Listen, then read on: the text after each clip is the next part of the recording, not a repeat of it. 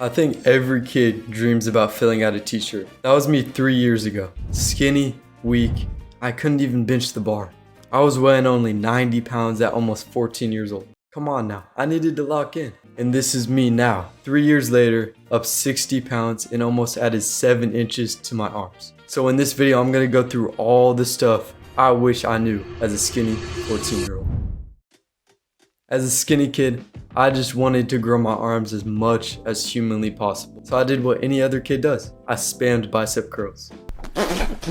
This only got me so far, however, because soon I plateaued. I didn't know what was going on. But then I found something that was crucial to growing your arms. Your triceps actually make up about 70% of your arm. Who knew? So once I figured out this, I decided, let's just spam triceps too. 4 sets of 12, 3 different exercises, all in one single lift.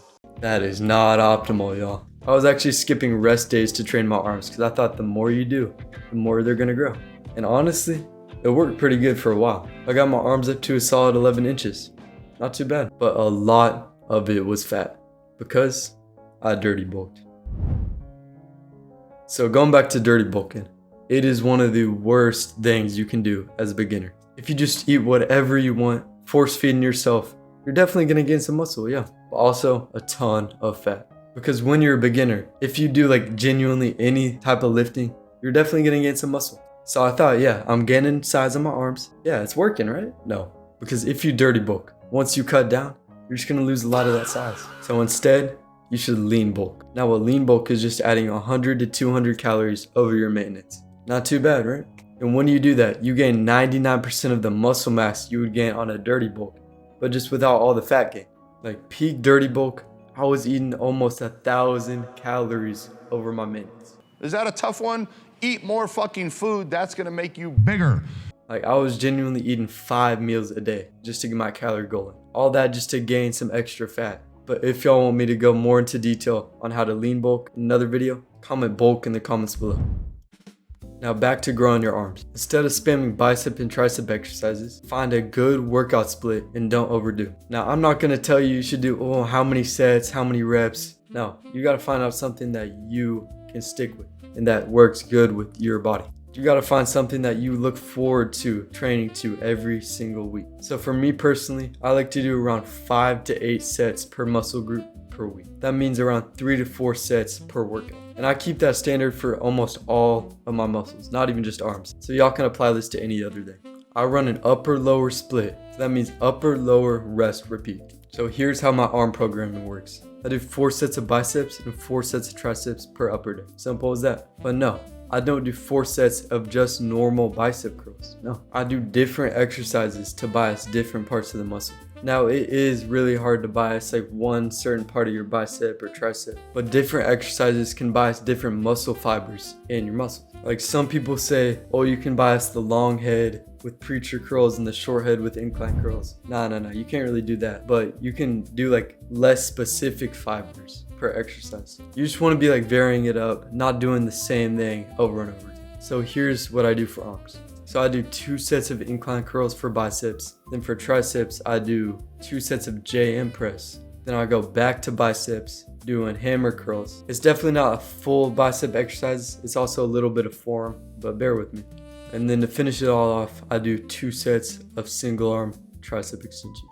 And with all my arm training, I actually put it at the end of my workouts because I have an arm dominant physique and I want to prioritize chest, back, shoulders, etc. Now let's get into that because y'all may be kind of confused about that. The earlier you put an exercise into your workout, the more it's going to be prioritized. So let's say you have like a really good back, but a terrible chest. What would you do? To maximize chest gains, you would put it before your back exercise because at the beginning of your workout, you have the most energy, but at the end, you're going to be more tired. And also, let's say you do like a tricep exercise before your chest exercise. Let's say the chest exercise is bench, right? Your triceps are also used in bench press, and that would kind of limit the amount of weight you could be pushing. Now, after you finish programming your workout plan, let's get on to the next step. And also, if you need help on making a workout plan, link in description. You can get a full custom workout plan by me.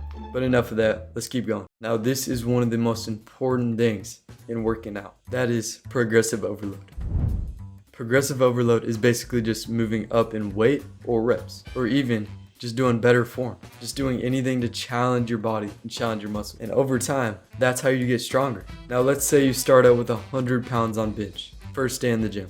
And let's say you get it for 5 reps. Next session, you get it for 6, and then 7, and then 8, pushing your limits and trying to get till failure most of the time. Now I'll get to failure in a minute, but y'all just need to be progressing over and over again, just upping the weight or reps. For me personally, since I'm more experienced in the gym, I only go up like 1 or 2 reps at most on any weight. And don't even worry if you can't progress every session. You just need to be pushing and trying as hard as you can to. So now let's get into failure, what I was talking about earlier. Failure, or at least close to failure, is really important for muscle growth. I know, it may hurt at first, but just pushing your limits and going as hard as you physically can. It eventually gets fun, you know? But yeah, just instead of like, let's say you're doing biceps, you get on your 8th rep and you're like, I'm getting bored. I'll just put the weight down. You're not even like trying that hard. You should not expect to grow any muscle from that, because the last reps of your set are the most important. That's kind of also why I like to do lower like reps in my sets, like a good 6 to 8 rep range. Because if you do like 12 to 15 reps, like only the last ones count. So why would you be doing all that before? Now failure is not like swinging the weight. You're not going to be trying super hard to get another rep. You're just going to be trying to use the muscle that you're trying to grow to its limits. So on bicep curls, you shouldn't be swinging to get that last rep. I'm going to put a set on screen where I was going to failure.